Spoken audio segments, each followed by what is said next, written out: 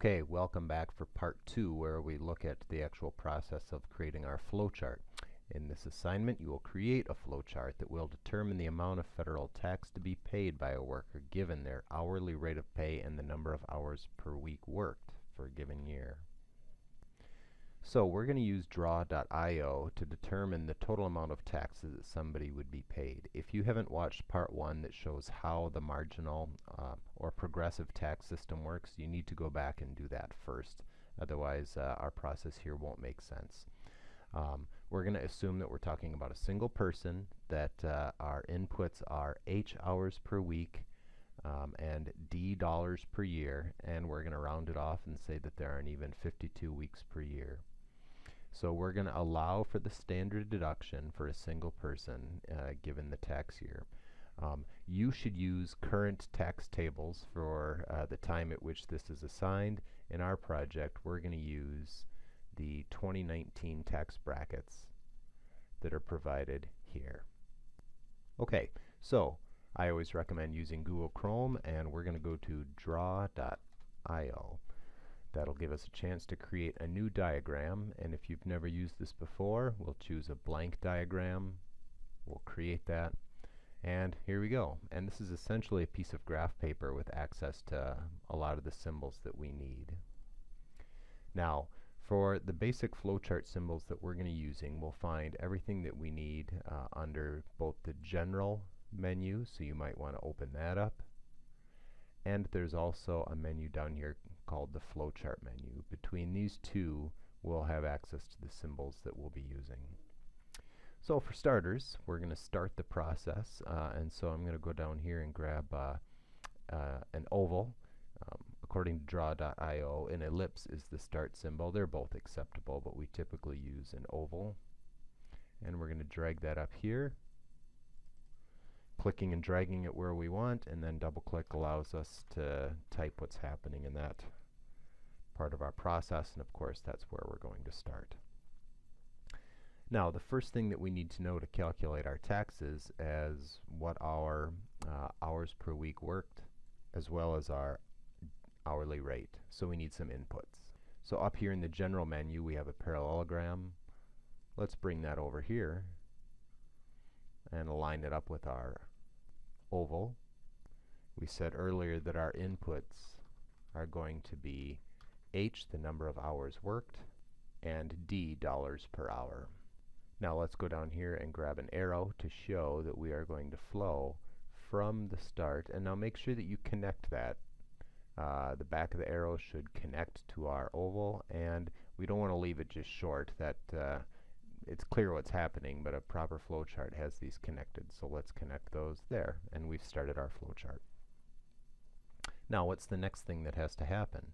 Now that we have our inputs H and D, we need to calculate what our annual salary was, just like we did in our earlier examples in part 1. So that's a process. Process is represented by a rectangle. So we'll let A be the amount of taxable income that we have. How do we find the amount of taxable income? Well, we'll start by taking the number of hours that we work per week, multiply that by the number D, our dollars per hour, or our hourly rate. That gives us the amount of dollars per week. We'll multiply that by 52 weeks per year, and that gives us our annual income. But now let's subtract off $12,000 for the standard deduction, and that gives us A, the amount that's subject to tax. Let's connect that flow with an arrow from our input parallelogram to our process box, and we now have an amount that's taxable. Now comes the tricky part. We need to start deciding how to calculate the tax. Let's take a look at our tax table for a minute.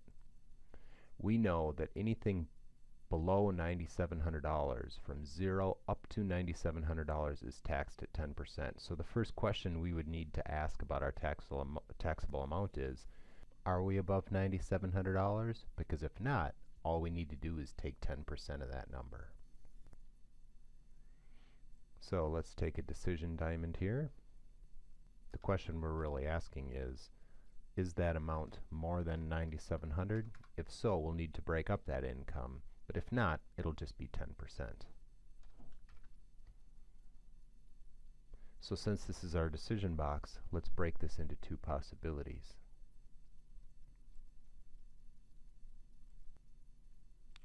Let's make the left side the false condition. That is to say, our income is not greater than $9,700. I'll use the text feature to label this as the false outcome. Now think carefully about this. If our amount of taxable income is not more than $9,700, that means we would just pay 10%. So if that's the case, our amount of tax, and we'll represent the amount of tax with T, equals 10%, 0.10, times our taxable amount. So we input our hours per week and dollars per hour. We multiplied them together and by 52 to get our annual salary. We subtracted 12,000 to get the taxable income. And then we asked, is that amount greater than 9,700? If not, we'll simply take 10% of it, and that is our tax amount. But what if that is more than $9,700? Let's go back to our tax table. Let's suppose that our income is more than 9,700. That is to say, we are going to have some money taxed at 12%. But like our earlier example, let's suppose that we're still below 39,475 so that we don't have to worry about that 22% bracket. I'm going to copy and paste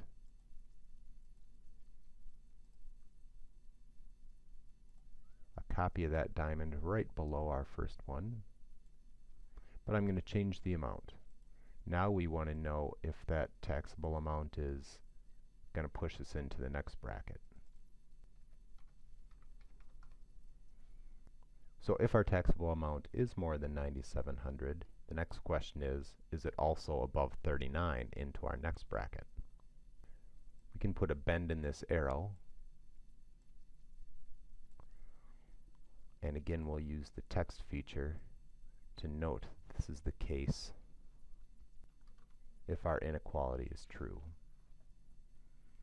So if our amount is more than $9,700, then we ask the next question, is it more than 39,475? If not, we can do another tax calculation. Now, if our taxable amount is more than 9,700, we'll first have to take 10% times the first $9,700.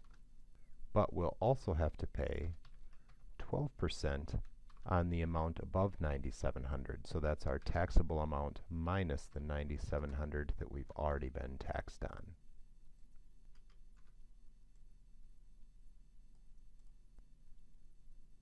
So at this point, once we calculate our amount, if we had a taxable amount of $20,000, our first logic test would ask, is it more than 9,700? And the answer would be yes, that is true.